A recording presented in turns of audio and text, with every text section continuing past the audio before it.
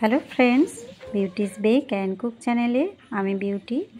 আজকে আপনাদের সঙ্গে একটা টেডি বিয়ার কেক শেয়ার করছি। পুরোটাই আমি ক্রিম দিয়ে করব। প্রথমেই আমি একটা কুকি কাটার নিয়েছি রাউন্ড শেপের, সেইটা নিয়ে মুখটা ড্র করে নিয়েছি আর চোখ দুটো নজেল দিয়ে করে নিয়েছি। সবসময় একটু প্রথমে ড্র করে নিলেই জিনিসটা পারফেক্ট পাওয়া যায়, আর নচেত ডাইরেক্ট করতে গেলে অনেক সময় অনেক ভুল টুল হয়ে থাকে, ঠিক পজিশান ঠিক থাকে না। সেই জন্য যারা নতুন, বিশেষ করে আমি তাদের জন্য বলছি, একটু ড্র করে নিলে জিনিসটা দেখতে সুন্দর হবে।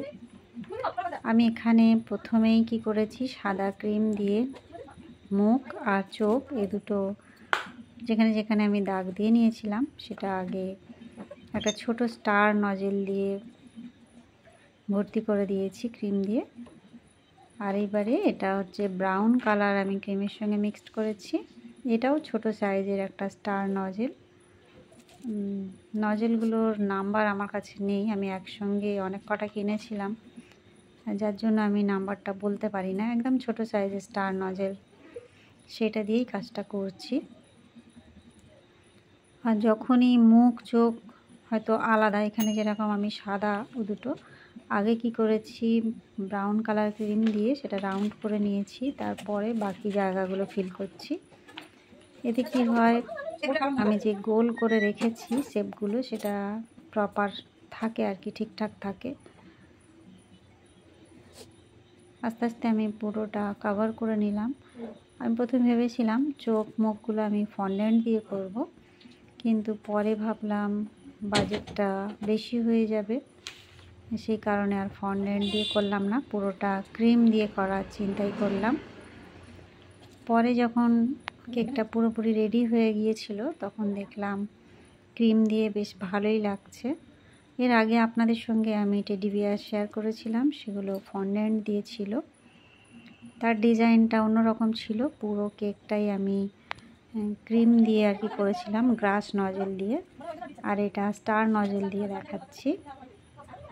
এখানে যেহেতু আমি নাম লিখবো বাচ্চাটার কেকের সাইডে, এই জন্য পুরোটা আমি আর স্টার নজেল দিয়ে ডিজাইন করিনি, শুধু একটা বর্ডার করে নিলাম।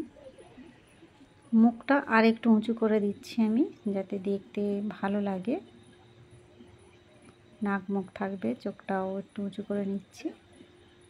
এরপরে আবার আমি গানাশ দিয়ে কাজ করব, চোখের মধ্যে একটু গানাশ দিয়ে দিচ্ছি। আর এখানে নাকটা আর মুখটা আমি ড্র করে নিচ্ছি।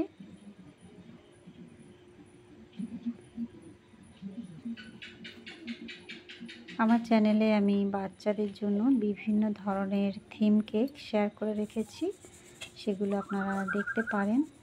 যেখানে আমি কান বানাবো, সেই জন্য একটু ক্রিম দিয়ে কানের শেপ দিয়ে নিচ্ছি, কেননা এখানে আমি দুটো বিস্কিট বসাবো, যাতে বিস্কিটটা পড়ে না যায়, সেই জন্য ক্রিম দিয়ে সাইডটা আমি গার্ড করে দিলাম।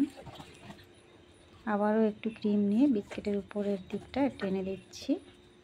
এই যে নামটা লিখে নিচ্ছি আমি সাইডে, চকলেট গানাশ দিয়ে করছি।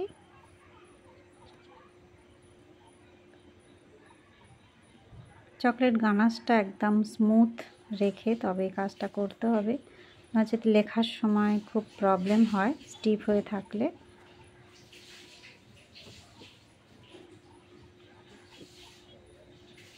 এই যে আমার লেখাটা কমপ্লিট করে ফেলেছি, আর কিছুই করব না।